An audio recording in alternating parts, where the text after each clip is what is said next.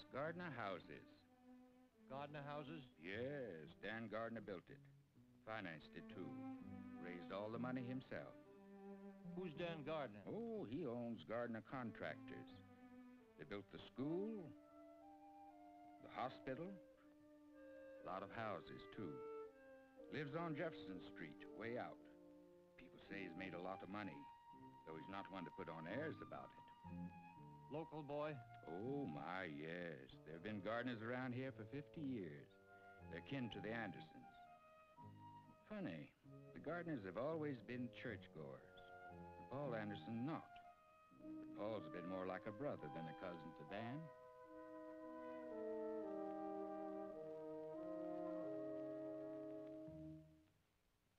Well, Paul, as soon as you get the title cleared, we ought to be set. I want to get started. That's pretty, isn't it? Sure, it's pretty. Well. Listen, Danny, are you positive you're covered financially? Oh, come on. You said I wouldn't make out on Gardner Houses either, but I did. I know, but people have to rent apartments. They sign leases. Community center's different. Look, Paul, I didn't go into business yesterday. Believe me, I have guarantees. I'll make out all right. Won't I, Jack? You always have. Why? Is Cousin Paul afraid of it? Oh, he has to make the figures cross-check, as usual. Well, he almost always gets the right answer. So if you say so, Dad, it must be okay. All right. Look here, Jack, we've got work to do. How about one of Mom's brownies first? Oh, no, you don't. These are for your father. Look, Jenny has some more here. One thing, though, Danny. In the name of sweet, rational common sense, haven't you done about enough? Don't you ever get tired? Tired? Yes. Good to be home when you're tired with your family around.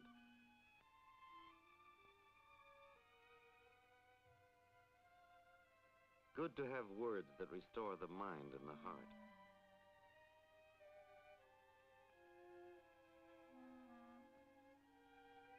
You can always find something new in the old book, no matter how often you read it.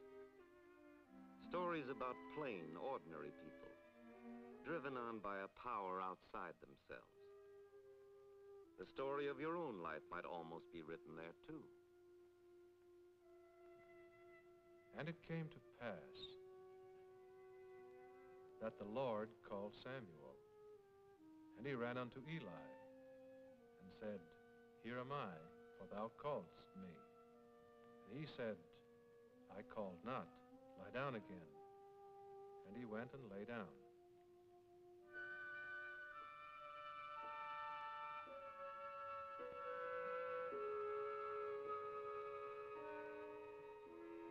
Daniel Martin Gardner grew up with the Bible.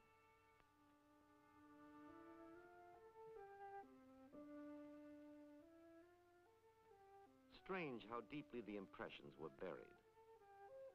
But childhood was not conscious living, it seemed to him later. Only a shifting pattern of perceptions received, absorbed, stored away. At any rate, there was the Bible. And there were the Bible's wonderful characters, known casually, not fully understood. Forgotten later when the boy grew to manhood, and his inquiring mind made its first real effort to discover the meaning of life. In the search for this truth, he went to college to question each time the horizons lifted. Will I find the secret of life and happiness here? So it was as he gazed through the telescope at the vast realm of the stars, as he peered down the black tube into a microscopic world of wonder. The question was there as his thoughts raced along the pages of history, as his mind searched for new meanings in literature, and his senses began to delight in the beauty of art.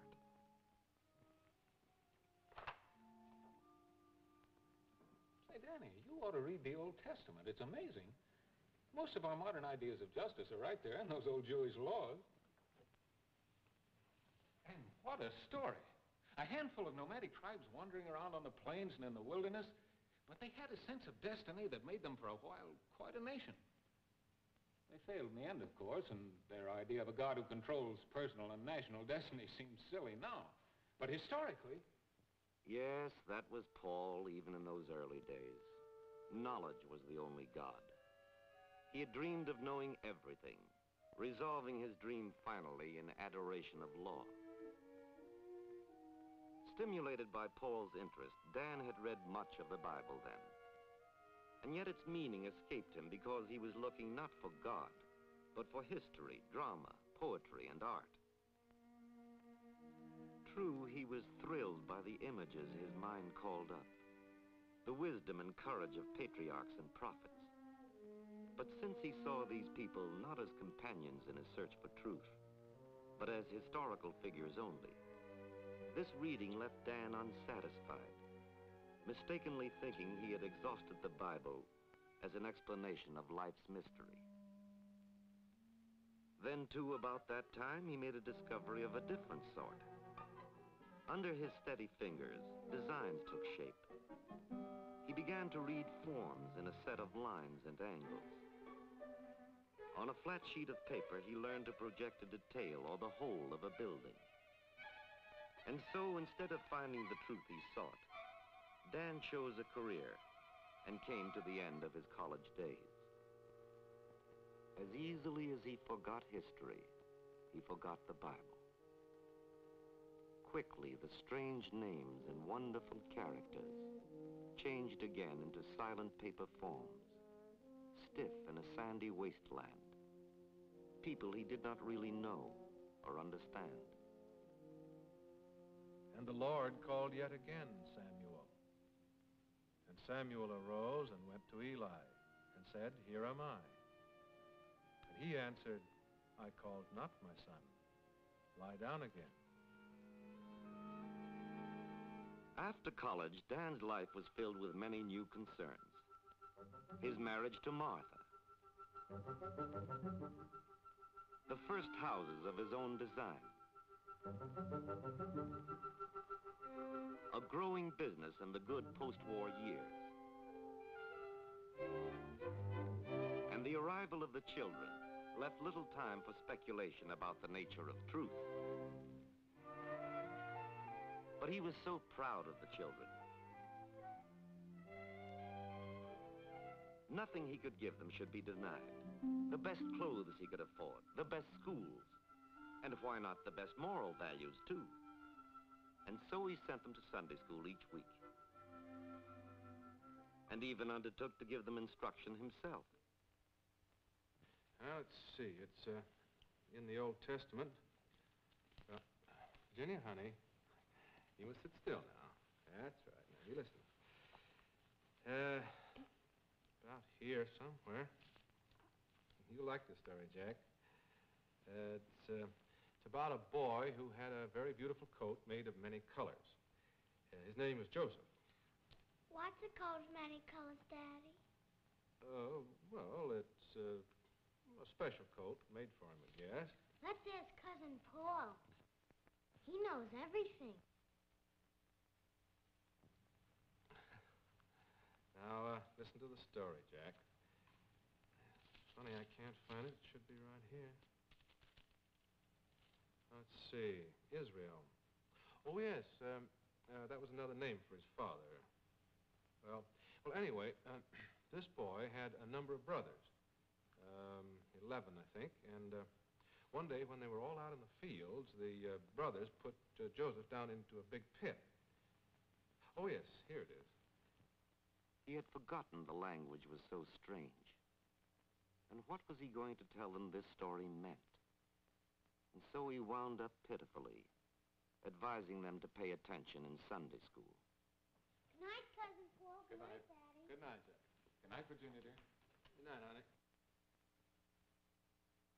Well, Dan, that was a noble effort. You and Martha weren't much help, snickering at me over their heads. How else are they going to learn, Paul? Oh, I know. But surely Christian moral teachings are the best training for them. Admirable if you understand them yourself. I'm not sure that I do. then I'm not a religious man. Sometimes I doubt if you are either.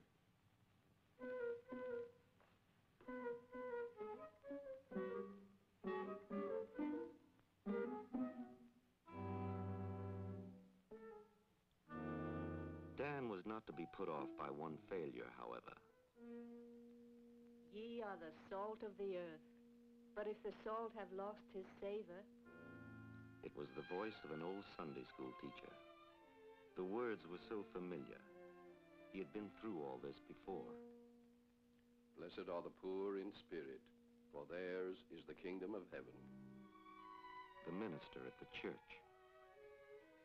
Once more, he had brushed close to truth and failed to grasp it. In looking for a handy code of ethics, he was centered not on God, but on his own two children. Now Samuel did not yet know the Lord, neither was the word of the Lord yet revealed unto him. And the Lord called Samuel again the third time. Therefore Eli said unto Samuel, Go lie down, and if he call thee, thou shalt say, Speak, Lord, for thy servant heareth. And the Lord came and stood and called as at other times, Samuel, Samuel. It seemed incredible to Dan that the summer Jack came home from the army should not be a happy one. But he saw little of Martha, though he could not have told which of her women's clubs or church groups she was occupied with at the moment. Ginny baffled him. That question about the story of Jesus and the rich young ruler. Did they have too many comforts to be good Christians? He had meant to look that passage up again. And Jack, wanting to change the world, unhappy at engineering school, questioning his carefully planned future as Dan's partner. This talk of law school worried Dan. He felt unsure of Jack. He felt unsure of everything. Couldn't even get ahead with the job of remodeling his office. But should he count on making a place for Jack or not? Somehow he didn't want to ask him.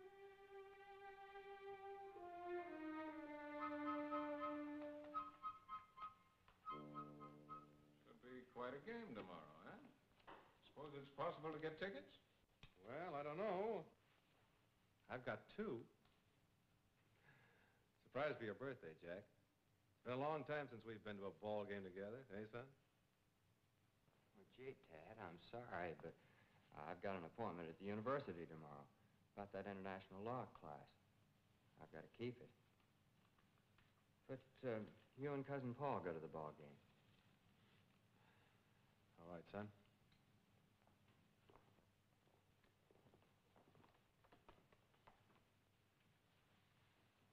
Why don't you take Martha to the game? Oh, you know me, Paul. I've been to a ball game. You go with Danny. It'll cheer him up. Oh, nobody needs to bother. I've got some work to do tomorrow anyway. How's the office shaping up, Dan? Oh, we keep changing the plans. I don't see why you don't go ahead and fix the office for Jack. He'll probably decide he wants it. Don't you think so, Paul? I'm not so sure, Martha. I think he may be pretty serious about law school. Why don't you speak to it? Sure. Let Paul speak to him. How many times have I heard that one? Well, I think Jack's foolish. Besides, he doesn't realize how much Dan's counted on it. I don't think that's the point, Martha. Jack doesn't want to hurt Dan, but he's not going to be happy unless he can build his life around the thing he believes in. I know what that can mean to a boy. Dan does too, I think. Well, I guess I'll finish this upstairs.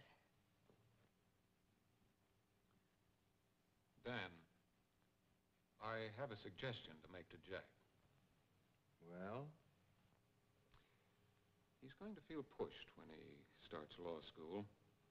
I've been thinking I could help him a lot if he came and worked part-time in my office. Then he could step in with me for a year or two when he gets out of school. Quite a plan you've got worked out. For years, you've been talking to Jack about law. Telling him that he can change the world if he understands law and politics. Okay, you've won that point. But don't think you can tie him down now with offers to help him out. Sure, you'd like to have a smart kid around. Well, it won't be my son. Danny, you know me better than that. It's Jack's future we should think about. Don't give me any more speeches about Jack having ideals, wanting to make a better world. Who taught him those ideals? Who brought him up to be a Christian? Not you, certainly. And I'm not going to let you destroy his faith either. All right, Danny. But I've never said anything to destroy Jack's religious ideas. Nothing could if you really have given him something to believe in.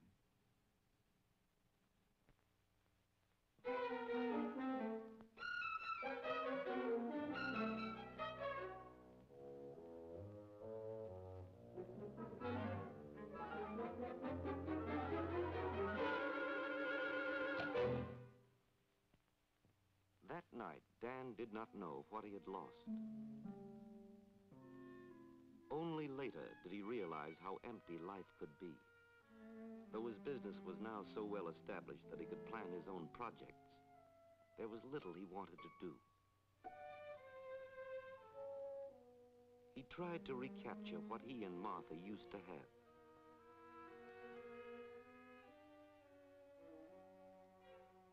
But it seemed too late. Martha's life was full of meeting. In Jack, Dan felt sure there was a new antagonism now. He blamed his father for the loss of a good friend. And he had been a good friend. Dan had always gone to Paul with this kind of problem before. He remembered Paul's words. Everyone organizes his life around something, Dan. The nobler the choice, the happier the person, usually. Sometimes it's money, ambition, knowledge. Knowledge. That would be Paul himself. The desire to correct wrongs. Yes, that was Jack. You can't organize your life around your children, though. They grow up and leave you behind.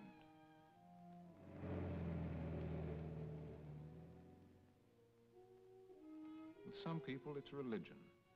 You should know about that. Though I've often wondered if you are actually as religious as you think you are. There it was, the needle, always needling. Well, he didn't have to put up with that anymore. But he was a Christian.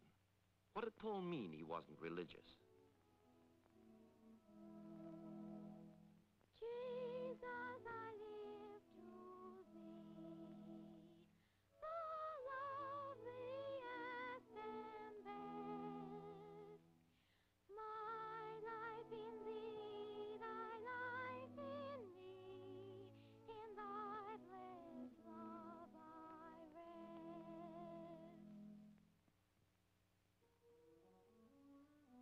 There was something there he had missed. The paper figures in the sand pile had been friends to him once. And the Bible. He had thought of the Bible as a mysterious land where they all lived. Vaguely, he had wished he could walk through that strange country. For there was someone else there. Someone wonderful he had wanted to know.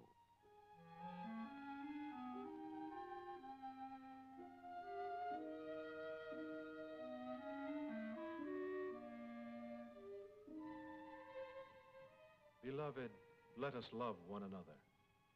For love is of God, and every one that loveth is born of God and knoweth God. He that loveth not knoweth not God.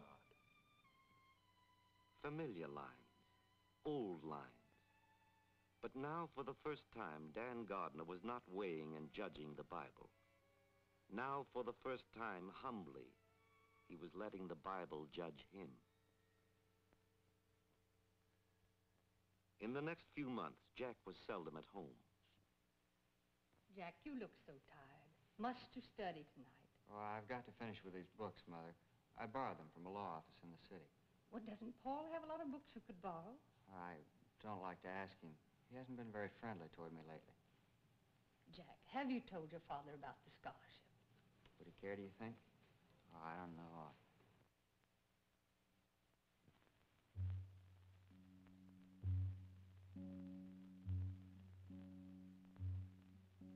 Would he care? How far away from Jack was he? Could he do nothing to help and encourage his own son? Beloved, let us love one another. Well, he loved Jack. Or was it possible that he loved only himself and Jack's image? To work with Paul would help Jack. Help Paul, too. But he didn't love Paul. No, of course not. He was jealous of Paul.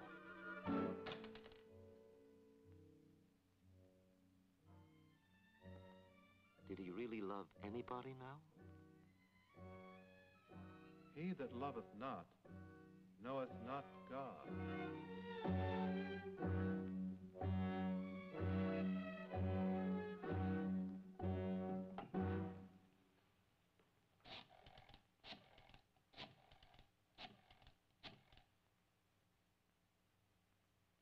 Hello? Paul? This is Dan. Could I see you tomorrow? I want to talk to you about your offer to Jack. Thanks.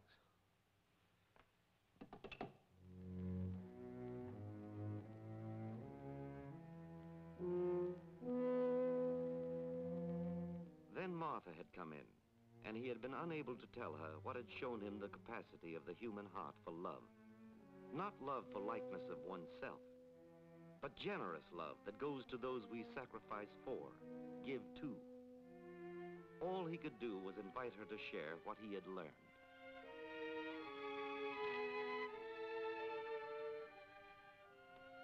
And every one that loveth is born of God, and knoweth God. For God is love. After that, Dan kept finding the events of his own life in the pages of the Bible. For now, he was not looking for history or a code of ethics, but seeking to learn and to live by God's purpose. Every word that he read had new meaning. He that received seed into the good ground is he that heareth the word and understandeth it, which also beareth fruit. His life took on new meaning, slowly at first, as husband and wife began to explore the truth that so long they had been seeking. But surely and steadily as the whole family grew together again. For Dan learned to consider and respect his children, not in his own likeness, but as individuals, for all that they were. To this understanding, they quickly responded. Sensing a strength and purpose in Dan they wanted to share.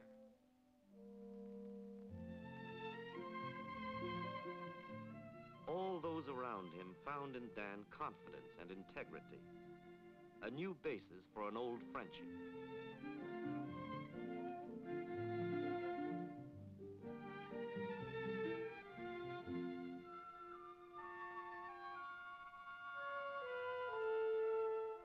And because he was constantly enriched by the experiences of other men, whose fellowship with God had driven them forward, Dan began to construct not just buildings, but a library which might grace the life of the community, a hospital which must be better than planned, a school worthy to shape the lives of young children. In the town, these structures came to be admired and praised. For he built with a purpose now, daring to undertake much, confident that for him, this was God's work. And the Lord came and stood and called as at other times, Samuel, Samuel. Then Samuel answered, Speak, for thy servant heareth.